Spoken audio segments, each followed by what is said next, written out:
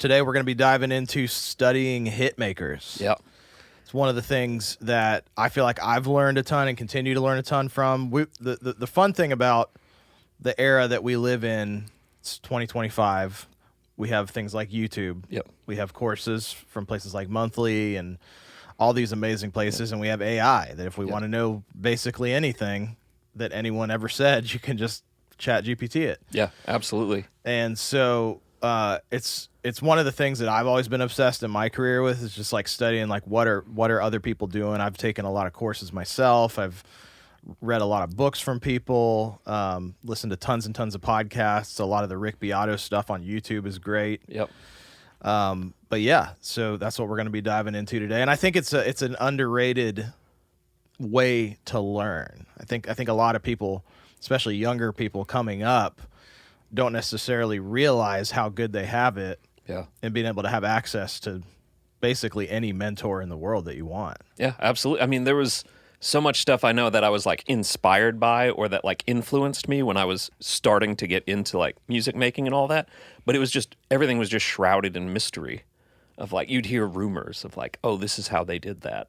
And it's like, really? Because so much of it was so far-fetched sounding that it was like. Right. Like they took a potato chip bag into the woods and put an SM57 in it, and that's how they got the snare tone. Yeah, exactly. Like you would hear stories about like I was really into Tool when I was like in my teens, and like stories of them just throwing guitar amps off of like, cliffs or whatever. And it's like, they did that? But then you hear stories of like, oh, Muse on their first 2 records like drained a pool and like put the drum kit in a pool and like mic'd it up that way. And it's like, I could see that. Yeah. Like that sounds plausible. Yeah. But some of it's just like, this is just lore. Yeah. Like, now you can literally, so many people just document behind the scenes footage and stuff anyway. There's so much information, like you were saying, out there. And some people like, Ryan Tedder, Charlie Puth, they actually have made courses on like, this is my process. This is what I do. Mm-hmm. It's just like, this is a great time to be learning how to do it and to be getting inspired because, learning is inspiration. For sure. And really one of the big things, I mean, when you're diving into learning from these people, is you want to look at like, what are the core traits? Yeah. What are the key characteristics? Obviously things like work ethic and volume of output are huge. Let's take a guy like Ryan Tedder. We have both been through his course. I've listened to a ton of his stuff, been a big fan of his for years. And, just like anybody, it's a numbers game. And I don't think he said on an interview that I heard recently that he didn't even put out his first song for any human to hear until after he had already written his first like 100 or 200 songs or something like that. Yeah. Just to learn the craft and get really good at it. But he's like one of the most prolific writers and writes, especially being as successful as he is, he doesn't need to be writing as much as he is, but he said he's writing like 5 times the amount of songs that he did even when he started. Yeah. And so, the work ethic and volume of output is huge with these guys. Oh, yeah, absolutely. I mean, it is about the repetitions. It's about just staying sharp, but also music's changing so fast that like if you take breaks or you're not doing it as frequently, I feel like it's easy to kind of fall stale or just get lost in your own little trap of like, oh no, this is just what I do, I'll pick this back up in a week, like staying focused, staying like on task, I think just helps keep things pushing forwards and keep like time is for me so tied to creativity. Like if I just get bogged down in something and I just start wasting my time in it, I just lose like whatever train I was on. So for to be doing something repeatedly and constantly and frequently, I think just keeps that rhythm going, keeps the cadence going, and just keeps you just like, on task, able to just hone in and be like, this is what I'm doing. This, like when I'm working every single day, it's very easy for me to come in, sit down, and go. When I'm not, it's such a struggle to build up that head of steam again and be like, well, I could just watch a YouTube video about someone doing this for 20 minutes, and then I'll get like, it's just so much easier to find a reason to like just delay it a little bit rather than like, if you're constantly doing it, you just get in that rhythm, get in that flow, and it's just way easier to just dive in and go. Yeah. Ross Golan talks a lot about that. He has the Writer Is podcast, which I love. And he said, he gets up, he's one of the guys that's in the 4 a.m. club where he'll wake up Yeah. super early and write before he does anything. Like he'll just get a melody down, and even if it sucks. Like just there's something about that structure and that routine of like when you kind of just snap out of dream state and you're not over editing yourself. Yeah. So these guys, it's not that they're just waiting for inspiration to strike. It's very regimented. Any hit maker, Ryan Tedder, Charlie Puth, Max Martin, Ashley Gorley, on down the list. Yep. All of these guys have very regimented writing schedules. And I think really another piece that I've realized, by studying a lot of these guys is it's not just the work ethic, but it's also, and I think this is probably where you were going with this, was the taste and instincts part of things. It's not just that you sit down and spend 100 hours doing something. It's the fact that you have the taste to decide when it's done. Yeah. And that takes a lot of honing. I know for me, like in our collaborative process, a huge part of it is the comfort I have in being able to bounce something off to you and be like, I think this is done now. What do you think?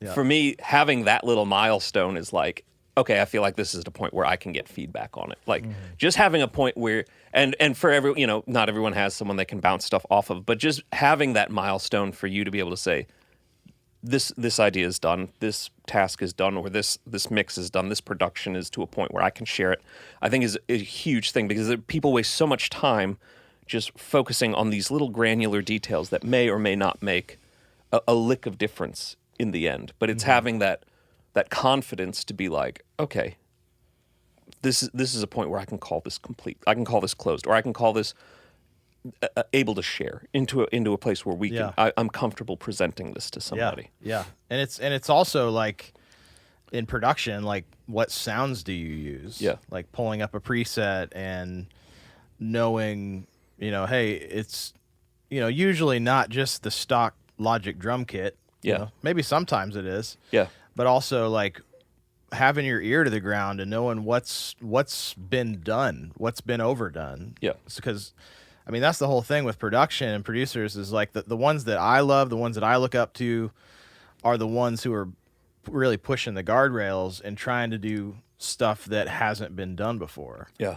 I was watching that Zed interview on Rick Beato's channel, and that's so much with him. It's like he doesn't have very much gear. It's not that has these crazy tools that no one else has. It's just what he does with a plugin like Serum. And he even said like he doesn't like starting from scratch. Like he'll just cycle through presets and then tweak them from there. Yeah. And that's all about taste. Yep. You're a chef, a connoisseur of chefs, and really that's all about taste. How do you know when the flavor's right? Yeah. Yeah. One thing there's a bunch of stuff I really love from that Zed interview.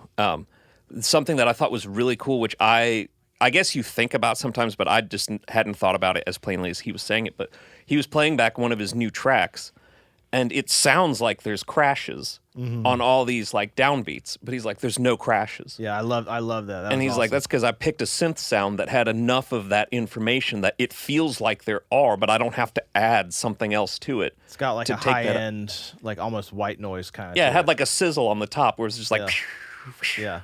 And it was like, that is so cool. Like, yeah, it's something so basic, and you would never, unless he said it, you would never know there wasn't something there. But the way it works and the way it just allows for the whole production to feel very open, especially EDM music, where it's like they are squeezing that to the mat. Like they are putting so much in that. Yeah, it's being slammed. Yeah, that every element matters because that's going to impact the overall volume they can achieve with it. It's like, man, that's taste, that's selection. And also, I thought was interesting, he talked a lot about sampling and how, like, he didn't disclose, like, what songs or who was doing what, but he's like, this kick from that song, it's from another song. But he's like, I just liked this, I like that sound. So I took it, who knows how it'd been processed before, but I tweak it in my own little right. But he's like, that's how I get up and go quickly. This is a sound I like. I'm going to use this sound. It wasn't their own sound. They probably found it somewhere else, but it's just, you take it, you put your own spin on it, and you go. Yeah. And I think a lot of people are often nervous about doing something like that because, especially when you're just starting out, like everyone fears legal ramifications, and there's so much gray area with like sampling and AI and everything right now that you spend a lot of time just like hunting and pecking for like, is this the right thing? It's like sometimes you can just use AI, strip out a thing, find a cool kick. Grab a kick drum. Yeah, grab a kick drum, put some filtering on it, distort it a little bit, do something, make it your own, but spend a couple minutes and you're way closer than you would have been in maybe an hour and a half, 2 hours of like hunting and pecking through Apple loops or whatever. Yeah, I liked how he talked about that David Guetta song, and he was like, here, at this point in the song, there's a clean kick with nothing else to it. Yeah. And he even said, like, yeah, he got that from some other song. Yeah. So it's, especially in the hip-hop, pop, EDM world, there's a lot of understanding that people are just doing that. Yeah. And obviously with like a kick, you can't really... There's not necessarily a publishing or royalty component to that, but if you're sampling like a keyboard pad that has like some chord moves in it, or like a Motown string section or something like that, then yeah, there's going to be a sample fee that you have to clear. But even listening to like there's a newer artist, well, not really that new. I just discovered him, a guy named Russ. And he is super big on this. Like, he doesn't even care how much of the publishing the sample people want to take. Yeah. Because for him, he was saying, like, well, all the money's on the master side. I just want to put the song out. If I like this pad from this old vintage 70s, hip-hop song, I'm just going to grab it and put it on there. And even if they wanted 50% of the song, for him, he was saying that, like, that's still a win. Yeah. Because he's getting the master side, and that's, nowadays where a lot of the money is, especially for an independent artist. Yeah. So it's really just having that taste and that instinct. But also another thing that I've taken away from a lot of these just courses and podcasts, and especially the Ross Golan podcast, really the emotional intelligence and collaboration piece is huge. Benny Blanco's another guy. Like, I just watched another interview with him on the Daniel Wall channel, and he's like the master of the emotional intelligence, the collaboration piece.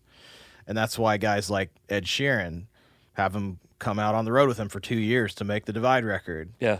And why people just Selena Gomez, people just keep coming back, because he is so big on, like, he even gave the example of, like, the first day that he meets somebody, he might ask, like, what their favorite food is. And they might say, it's my mom's banana bread. And he might figure out for the next time they're working together, he might get a hold of their mom, get the recipe for the banana bread, and have it there at the second session. Yeah. And it's that kind of, like, emotional intelligence that fosters these amazing collaborative partnerships. And it's the same with producers, too. Yeah, absolutely. I mean, it's such an intimate relationship, whether it's songwriters working together, writers, producers working together, producers just working together, that, like, you have to be able to connect at a level where everyone feels safe, secure, and able to create something. Because I think if you're looking to create with an audience, or if you're looking to connect with an audience, people can tell, like, if something's genuine. Like, and I think for a long time that's what made a lot of country singers so remarkable in my mind, is that they are able to take a lyric that often, especially, when I first moved to Nashville, early 2000s, a lot of them weren't writers at the time. A lot of these country singers were just people that got pitched songs, they loved it, but they were able to take a lyric that they didn't necessarily write or connect with and sell it. So, like, they were able to put their, like, this is me feeling it, boom, and they were able to convey that. And then an audience would take it and think that, oh, they wrote that. Like, that always just blew my mind, that level of just, like, able to just take something and emote it out. That always just, it just was like, oh, man, this is transcendent. But the way that, like, having that ability to just foster an environment where someone feels safe enough to explore and create and experiment, to get to a place where they can take something that's very intimate either to themselves or to someone else and just relate to it and just absorb it, and then be able to project it so that their audience can just latch onto it. I think it's crucial. It's what makes music special. Yeah. It's what makes a song that I heard as a kid something that I didn't understand, but I thought was cool, now 30 years later, like still make me cry when I hear it, but for totally different reasons. You know, it's just amazing. Like music's just one of the few things that like you can always like, because it can be ambiguous. It can be whatever you like. What it means to me isn't what it means to you per se, but that's the power of it. That's, you know, it's a beautiful thing. It is. And it's always changing too. And, you know, this is the thing when I look at a guy like Max Martin, who is a guy that I've tried to study a lot over the years, and it's a little difficult with him because there's not a lot on the internet out there about him, but there's a few things, and one of the best things I watched from him was his like Polar Prize acceptance speech, like when he won the award for this big Polar Prize thing, and just looking at a guy like that who has been successful in the 90s, 2000s, 2010s, and still it's 2025 and he's still cranking out hits left thriving. and right. And so you have to be adaptable. You have to be able to change with what's going on in the industry. Not only sonic styles, but also just ways of working. Yeah. Because back in the 90s, I mean, records were made radically different than how they're being made now. So it's like, number one, not being set in your ways. Number two, you know, with him, he's always surrounding himself with the next up and comers. You know, he's always got the next Shellback. He's got, you know, Dr. Luke at one point. He's always got a stable of people working with him, alongside him, for him. And he knows that, like, you know, I think all of us have our tendencies. Like me as a melody writer, I'm going to just go to my norms. Yeah. Like we all are going to have our norms, and we're all, you know, and as a producer, people are going to have their sounds that they go to. Yeah, you have an aesthetic. Yeah, you have an aesthetic. And at some point, it's going to get old. Yeah. Not only for the listener, but for us. Yeah.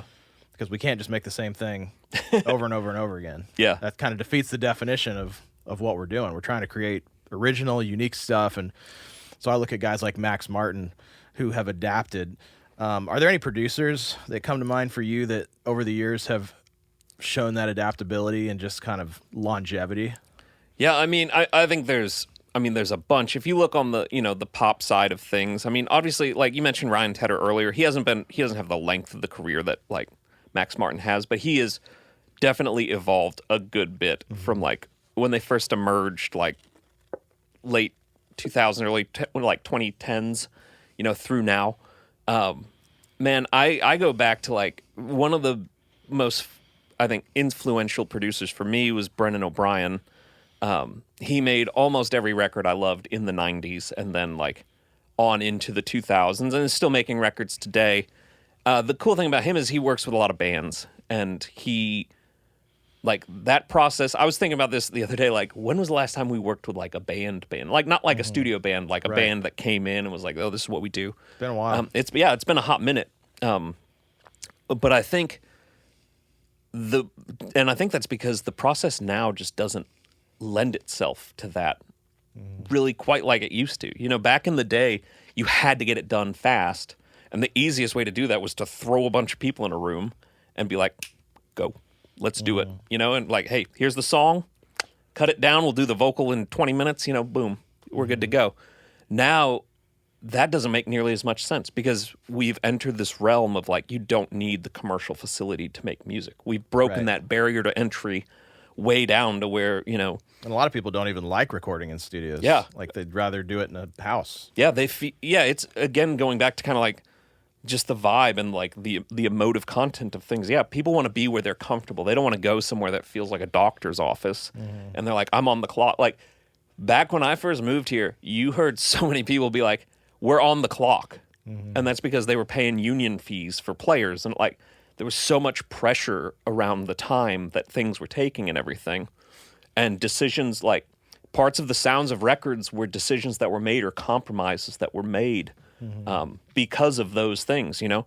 Now you don't have, like, anyone with a laptop anywhere can sit down. Like, you go to a Starbucks here, and I guarantee you can look over the shoulder of 3 different people and see someone melodining something, or someone like Like I was on it might be the next hit. Yeah, exactly. I was on a flight coming back from my grandmother's funeral.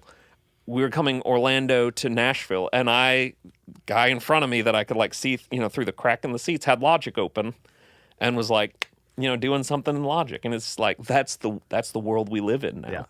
And I think so much of the sound now is dictated by the technology or the means in which people are creating it. And like going back to Brendan O'Brien, who like was so used to like in the 90s, I watched this interview the other day. Billy Corgan has a podcast now, and he like, oh, that's cool. I didn't know that. Yeah, it's a very interesting podcast. He talks about himself a lot, but then he'll also talk about the guests a little bit. But he was talking with the DeLeo brothers, the two of the members of Stone Temple Pilots, and they were talking about Brendan O'Brien and how apparently the record label wanted Brendan O'Brien to do not Siamese Dream, sorry, Melancholy and the Infinite Sadness, which if you're not a Smashing Pumpkins fan, it was the huge double record they did.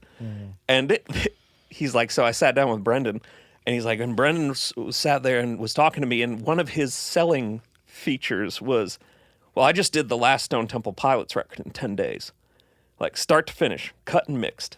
And he was like, apparently he thought that's what I wanted. He's like, that's not what I wanted. I wanted someone who was going to sit there and take the takes with me and spend 9 months making, this huge. And it was just funny because that's just kind of what summed up making music back then was like, let's get it done. It's expensive. We don't have the time to spend. And 10 days might have meant spending $200,000 on right.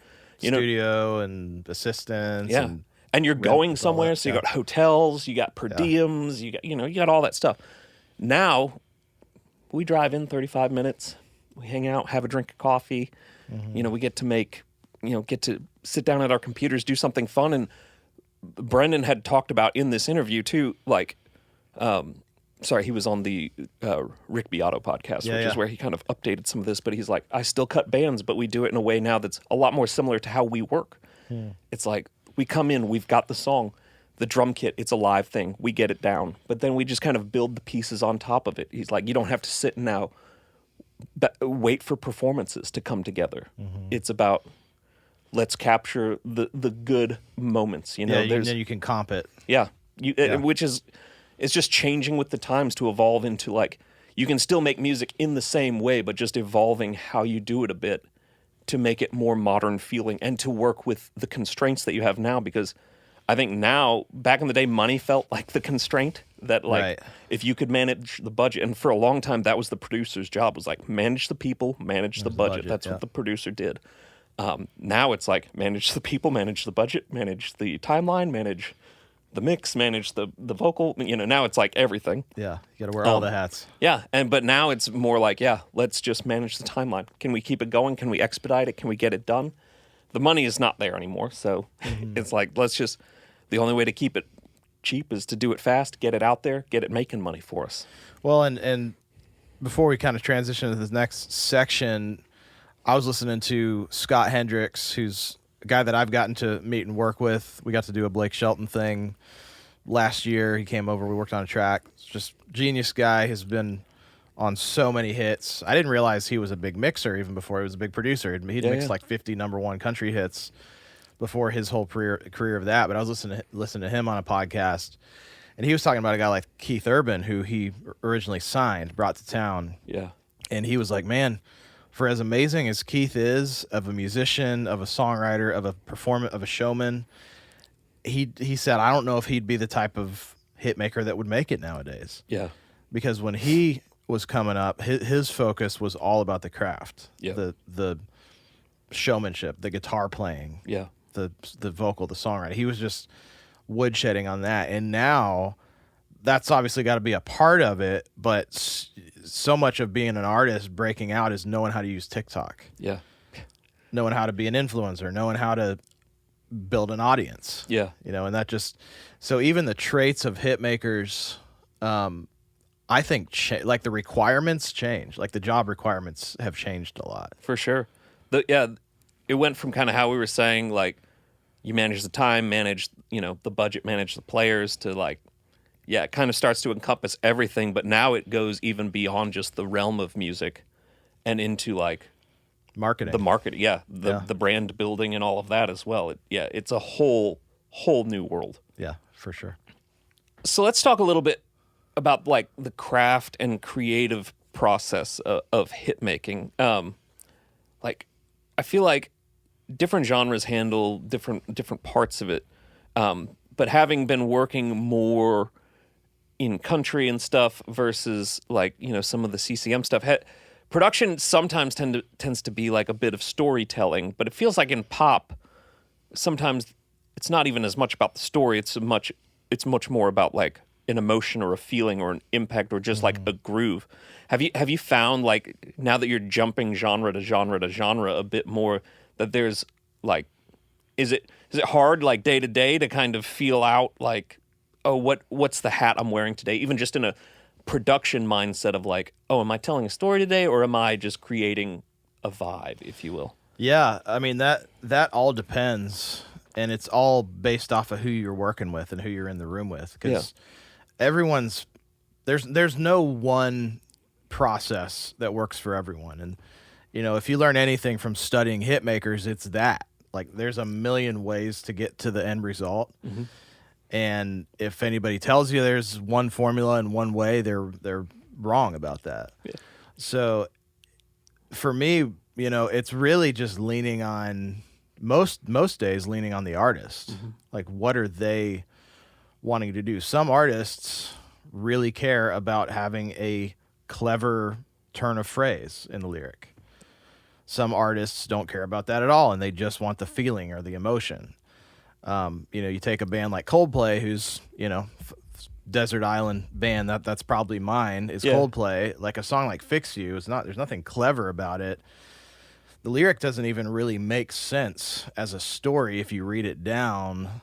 It's like, lights will guide you home and ignite your bones, and I will try to fix you. Yeah. Like, if I just said that, like, what the heck does that even mean? Yeah. But in the context of his melody, the soundscape, the vocal, the vowel sounds, all of it, it makes you feel something. Oh, for sure. And you feel like you know exactly what it means. Yeah. And so it all depends on who it is, who you're working with, what's important to them. As producers and writers, if anything that I've learned, I love to learn just by watching and listening to what other guys in the room say. And sometimes it's learning what not to do. Yeah. Too, right? One of the stories that I've shared a lot over the years is Reed Shippen, who we both know, and both of us have worked a lot with over the years. And he was one of the first mix guys I worked with coming to town. And there was an artist in the studio, and he had pulled up this mix, done a whole mix on it, probably spent, a day or a day and a half doing that, and had it up on the board. Artist comes in, manager comes in, and at the end of the song, like, you could just tell they were not feeling it. They were not feeling what he did. Yeah. And they were basically just like, we need to start from scratch on this. And I was expecting him to throw a fit, to start throwing punches. I didn't know how this stuff worked. I was 18, and he'd already won 4 Grammys. So I'm like, you would think you'd just defer to this guy, but he just turned around and said, all right, let's go back to the drawing board on it. Yeah. And so in that moment, I learned so much, from him as not necessarily a songwriter or producer hitmaker, but as a mixer. He's a big part of the process. Yeah. And really, it's great hitmakers understand this collaborative element as much as they do having an ego about something. Yeah. And so I learned so much from that. I've told that story countless times, but it just it's that intuition of knowing when to push and when to back off and really just serve whoever is in the room with you. Yeah. And it's different if you're the artist, because people are going to be looking to you as that compass. Yeah. Like, that is, if there's any definition of an artist, that's it. You're the creative engine. Like, you're the compass. You're the captain of that ship, so to speak. And I think it's a good thing for artists to hear that it's okay to, like, speak your mind about your vision, because especially for newer artists that are up and coming, or maybe even some that have been doing it for a long time and maybe get a little complacent in that, like, oh, I've just been, this is just how it goes. It's okay to say no, that you don't like something, like, everyone you're kind of the North Star. You're the guiding point. So I love that you're saying that. I think it's great to hear because we had worked with a new artist maybe 2 years ago or something, and it was kind of the same situation. Like we did this whole tracking experience, and it was super great. Like they were stoked on the day. They were loving it. The band was awesome. We brought in all these players. It was really great. And then we came back to the studio and we're listening to it back, and we're all like digging the tunes. And we had never met the artist before. This is our first encounter with them. And then it was just like, yeah, no, I don't think this is it. This isn't what I thought in my mind when I had this song. And everyone was riding that high of like the energy and the vibe in the room. And and I think it was great for building a rapport of like, okay, we're making music, we're having fun, like that part. But then I think the relationship took another step in the comfort of like, they found their confidence to say like, this wasn't my intent behind these songs. And that was a great experiment, but that's not where it needs to go. And we used some of what we did, but some of it we didn't use any of it. Some of it we just threw away completely. But I'm glad you shared that, because I do think it's very important for artists to remember that, like, oh yeah, I can speak into this. Yeah. I wasn't here to just be the media arm of this whole thing or the idea. Right. Yeah, you want a strong artist, and I think it's fine to say even who it was. Emma Neeson, who you're talking about, is one of the most genius artists I think either of us have ever worked with, and I think in that moment that was one. Just proof of that. Like she has a very strong creative compass, and I think both of us knew on the day, like first day, never having done this in a like legit Nashville studio, comes in and is able to really just kind of own the session. Yeah, like that makes our job as producers so much easier, because we don't feel like we have to, hey, what if we try this? What if we try that? We're more so just facilitating her creative vision. And I think in that moment, like, I mean, you talk about somebody who's going to go on to make massive hits. I think we both knew on day one when we were working with her, just from that little experience, okay, this is a true artist here. Yeah, there's something special happening in there, without a doubt. It's like, oh, okay. Yeah. Young, first time in the studio, huge players around, but has no problem like getting in there and doing it. It was awesome. For sure. So let's talk a little bit about, just to kind of bring it back to what we're talking about with, studying the Hitmakers. What have you seen, because you've worked with a lot of different producers, you worked with some producers even before we started working together. Do you think Hitmakers, in your experience, rely more on having like a system or a process, or on like intuition? I would say it's a little bit of both, but I think intuition primarily, and then I think the system and process just kind of feeds into more of what we talked about earlier with just like the output. Because I think everyone that I've worked with that has had success, there is an instinct, like there's just a natural musical instinct to it. Like you've got it. I've honed, whatever my baseline for my musical, aesthetic is. When I was working with, guys like Pete Kipley, he definitely had an instinct that was like, just, you would just fall back to, like, this would be not my go-to sound or whatever, but just like even the instinct to say that's not right yet.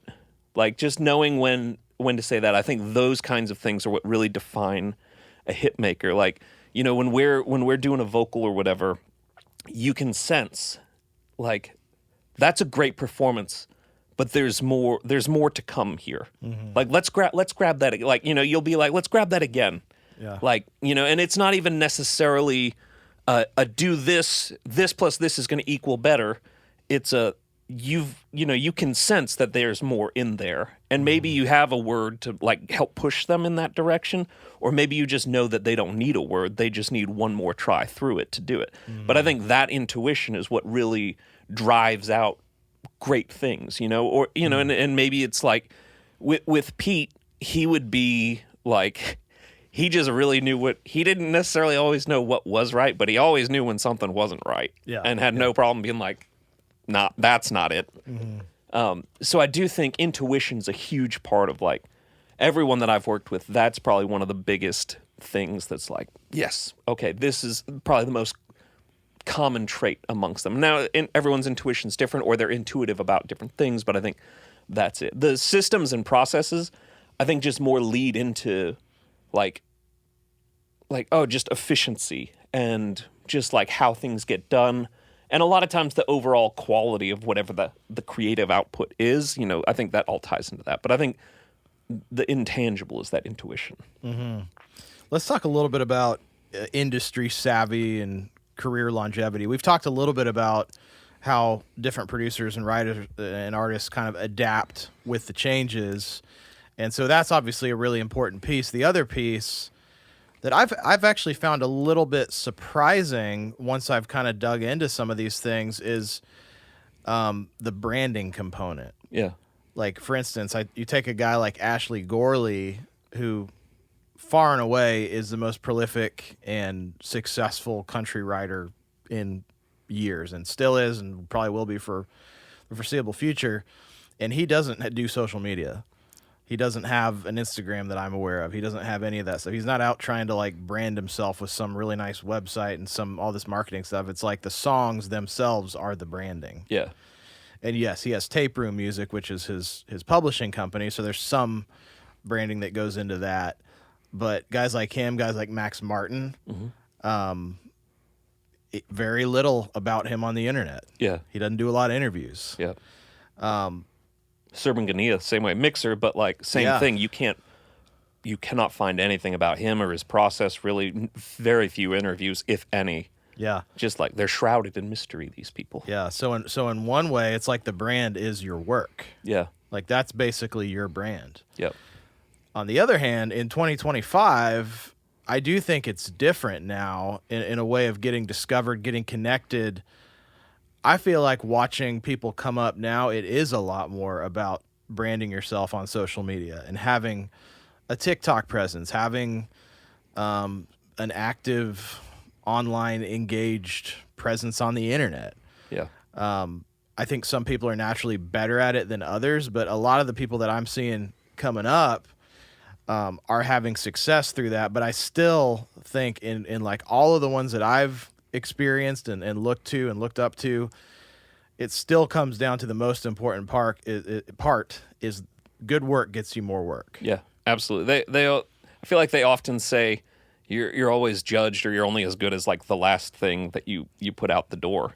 And so it's kind of just like always trying to make sure that the bar is as high as you can possibly make it. And I think once you're to a certain level, things aren't better or worse, they're just different. Like, the song we worked on the other day isn't better or worse than the other songs. It's just different. The aesthetic's different, the vibe's different, the artist's different. I think especially for new artists, you have to find an audience first and foremost. So much of the social media component, the branding component is a huge deal because you need to draw those people in. So then the body of work, your huge output of stuff can be consumed, judged, embraced, enjoyed, streamed, all that stuff. Like, guys like Ashley Gorley and stuff, they've just got the catalog. They've got the time. They came up in a time when that wasn't as big of a deal. And now they've just have this massive catalog of success and everything that it doesn't even matter anymore. It's just like, it's just good. But their work, their constant output, it's always great. Yeah. It's just like the bar is just so high, but they're always at that bar. Well, let's talk about, as we're rounding this out, some encouragement for the up-and-comers out there who maybe are the wanting to be aspiring hitmakers. Yeah. What's a piece of advice or thing that you would say, having been in this career for as long as you have now, what piece of advice would you give for the aspiring producer? And I might share from the songwriter side. Yeah, I think always lead. I've said this, I've said this as advice for a countless number of things, but like always lead with positivity. I think that especially for producers, you're helping someone in a very vulnerable state. Always be positive. Like we talked about establishing longevity in relationships.